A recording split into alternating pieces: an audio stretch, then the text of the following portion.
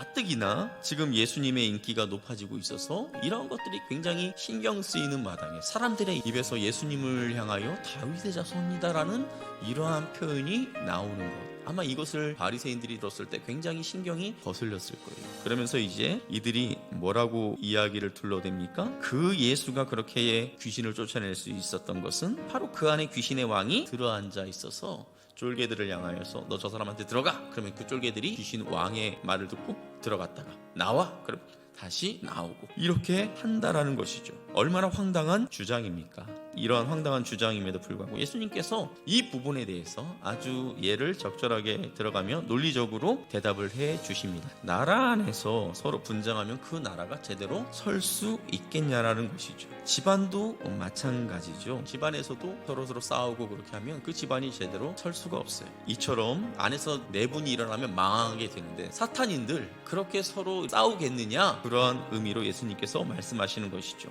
자, 그런데 예수님의 이 대답은 여기서 멈추지 않습니다. 사람이 먼저 강한 자를 결박하지 않고는 그 강한 자의 집에 들어가 세간을 강탈하지 못하리니 결박한 후에야 그 집을 강탈하리라. 강도들이 남의 집을 강탈할 때 내가 들어갔을 때 그 안에 있는 사람들을 제압할 수 있다라는 그런 생각이 섰을 때 들어갈 수 있는 것이죠. 힘이 약한 부족이 강한 부족을 약탈하러 갈 리는 없습니다. 보통 강한 부족이 약한 부족들을 약탈하는 것이 일반적입니다.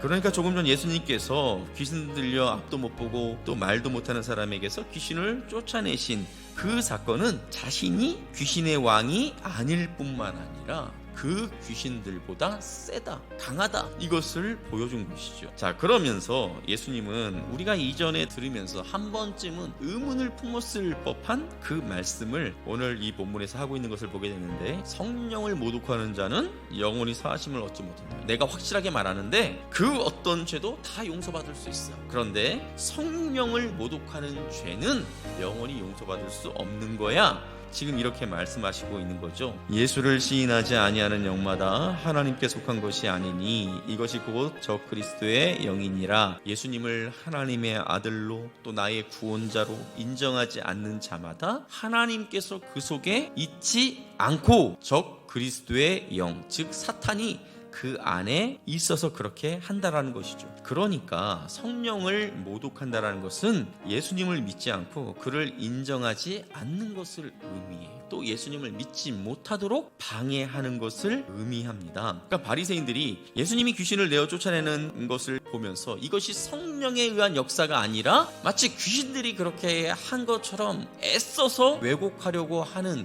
그 이유가 무엇입니까? 그들 안에 있는 사탄에 의해서 조종당하고 있었다라는 것이죠. 성령이 아닌 사탄이 그들을 조종하고 있었던 거예요. 이것이 성령을 모독하는 죄입니다. 그러니까 우리가 이 성령을 모독하는 그 죄라고 할 때 어떤 하나의 행동에 집중하는 것이 아니라 그 사람의 상태, 그 사람 안에 계속해서 사탄이 거하고 있다면 그 사람은 영원히 구원받을 수가 없는 것이죠. 그러나 만일에 그 사람이 예수 그리스도를 믿음으로 말미암아 그 안에서 사탄이 떠나가고 그 안에 예수 그리스도의 영이신 성령이 거하게 된다면 용서받지 못할 게 없다라는 거예요.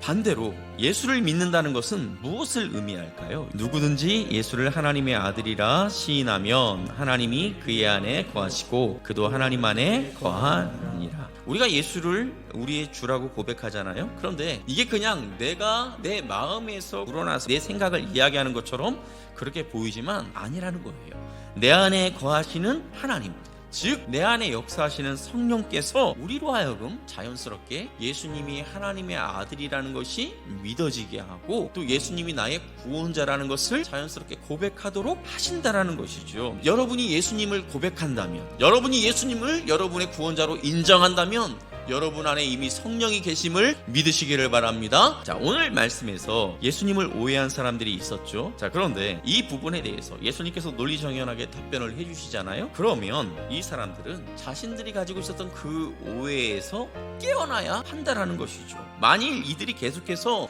예수님에 대한 이 오해에 사로잡혀 있게 된다면 그 오해는 결국 오해가 아니라 모독, 즉 예수님을 비방하고 헐뜯는 단계로 자연스럽게 넘어가게 된다는 것입니다. 그런데 여러분, 사람들 사이에 일어나는 이런 오해는 오해한 사람이 때로는 손해를 보기도 하고 어떤 때에는 그 오해의 빌미를 제공한 사람이 피해를 보기도 하죠. 그런데 중요한 것은 이겁니다. 하나님에 대해 우리가 오해하면 100% 그 손해를 사람이 본다는 거예요. 예수님의 경우도 마찬가지예요. 당시 사람들이 예수님에 대해 갖고 있는 오해를 풀어주시고자 하셨습니다. 예수님을 잡으려고 찾아왔던 예수님의 친척들, 만일 그들이 이 예수님이 성령의 능력으로 그와 같은 일들을 하고 있는 것을 인정하지 않고 그저 예수가 미쳤다라고 생각하고 있다면 이 친척들은 예수님께서 성령으로 말미암아 동정녀인 마리아의 몸을 입고 태어났다라는 것은 더더욱 믿지 않았을 가능성이 큽니다. 아마 마리아의 남편 요셉을 보면서 한없이 불쌍하게 쳐다봤을 거예요. 어떻게 저렇게 불결한 여자와 같이 살까? 그런 눈으로 바라봤을 거예요. 그리고 예수님이 자라나는 모습을 보면서 저 애가 요셉의 아이가 아니래, 막 이렇게 쑥덕쑥덕거리면서 그 예수님을 향하여 손가락질하며 살았을 거예요. 거룩하신 그 성령의 역사가 오해에서 깨어나지 않은 이들의 눈에는 부정한 일이 되어버렸다는 거예요. 예수님의 그 신비에 대해서 모르는 자들에게는 그저 부정한 여인이 낳아버린 사생아 정도로 바라봤다라는 것이죠.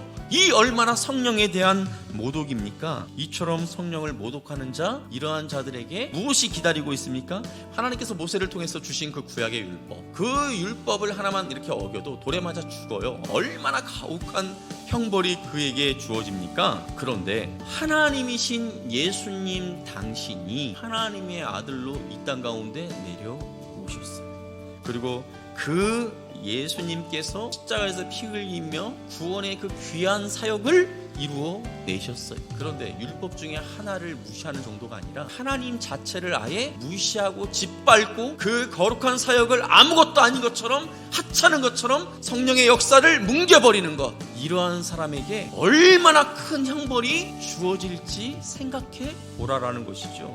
이번 주 금요일이 성탄절입니다. 예수를 주로 고백하는 이들에게는 기쁘고 감격스러운 날이 되겠지만 아직 예수님을 하나님의 아들로 받아들이지 못한 분들에게는 사실 이 성탄절이 엄청나게 무서운 날인 거예요. 하나님의 영이 그 속에 없는 사람들은 성령이 하시는 일을 알지 못하고 깨닫지 못한다 말씀하고 있습니다.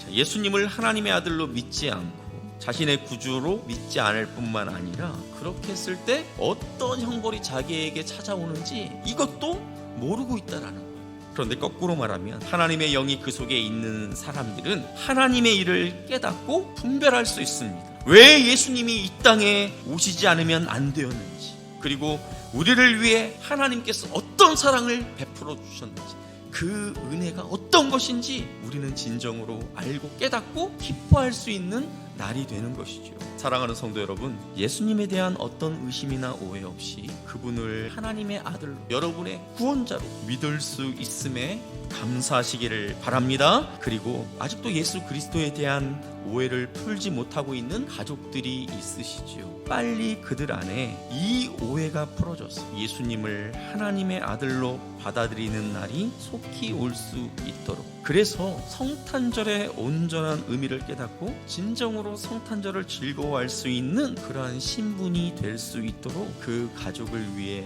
기도하시며 복음을 전하는 저와 여러분이 될 수 있기를 주님의 이름으로 축복합니다.